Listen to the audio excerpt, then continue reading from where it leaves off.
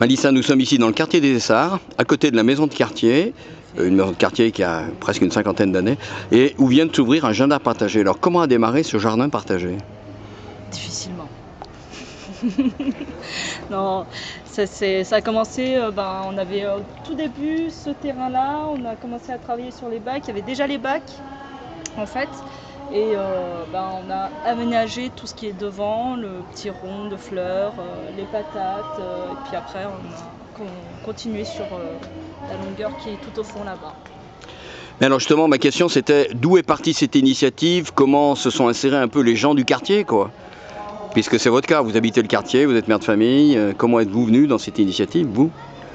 Moi, c'est une affiche en bas de mon immeuble qui était affichée, où c'était marqué qu'il y avait un projet pour monter un jardin partagé.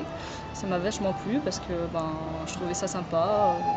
Vous avez déjà fait des jardins, vous? Non, du tout, mais ça me faisait pas peur. Justement, le fait d'apprendre de nouvelles choses, c'est assez sympathique. Alors je me tourne vers vous, Solène, qui est ici en service civique, Oui. et qui avait finalement consacré l'ensemble de votre service civique, c'est-à-dire 10 mois, à monter ce projet. Alors parlez-nous-en un petit peu.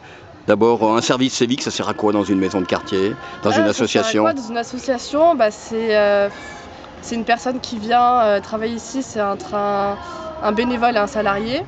Et il a une mission à accomplir durant son service civique. Donc moi, c'était monter un projet de jardin partagé. Donc j'ai réussi ma mission. Voilà, c'était mon travail. Bon, comment ça s'est passé justement avec les habitants du quartier? Comment vous les avez vus au travail? Comment vous les avez accompagnés? Alors tout d'abord, j'ai fait une formation avec le Pass Jardin pour savoir comment faire, parce que je ne savais pas du tout. Vous n'avez jamais fait de jardin, vous non plus? Non, je sortais d'un bac, donc j'avais pas trop d'expérience là-dedans. Et j'ai fait des affiches que j'ai mis dans les immeubles. Et comme Mélissa l'a dit, elle est venue, j'ai fait des réunions. Il n'y avait pas beaucoup de personnes qui se sont présentées, mais on avait quand même quelques personnes pour démarrer, on était 5.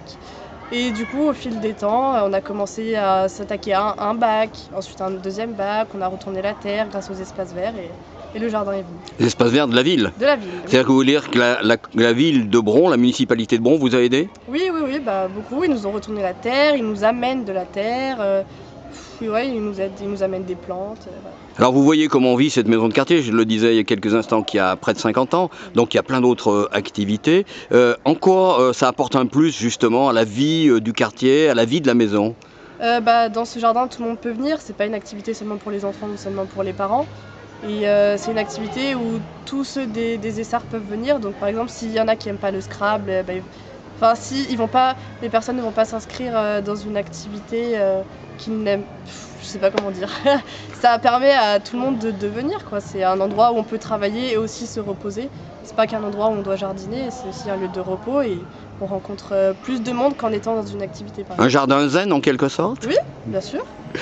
Bon, vous les avez accompagnés pendant 10 mois, maintenant vous allez partir vers d'autres aventures personnelles. Voilà. Comment est-ce qu'ils vont se débrouiller sans accompagnateur? Denis, le directeur de la maison de quartier, va rembaucher une personne en service civique normalement, après moi, qui va reprendre le relais. Parce que ce jardin est appelé à s'étendre, parce qu'on le regarde là, bon il est déjà bien conséquent, on voit qu'il y a un tas de terre, est-ce que ça va s'étendre? Oui, les jardinières aimeraient bien le continuer. Là c'est au début, donc on n'a pas beaucoup de terrain pour voir si ça marche, etc., s'il y a du monde. Et après, elle voulait remettre d'autres bacs là-bas, juste à côté de la parcelle, pour s'élargir. Et puis peut-être élargir le panel de ce qu'on a en termes de légumes, de fruits? Oui, bien sûr, puis aussi élargir avec les personnes, parce que les jardinières voulaient travailler avec la maison de retraite d'à côté, donc en bac c'est mieux, avec les enfants, etc. Oui, parce qu'il y a une école maternelle qui est voisine aussi. Bien sûr, à l'école Jules Ferry qui va... Donc il peut y avoir un travail intergénérationnel autour du jardin. C'est ça, c'est le but d'un jardin partagé.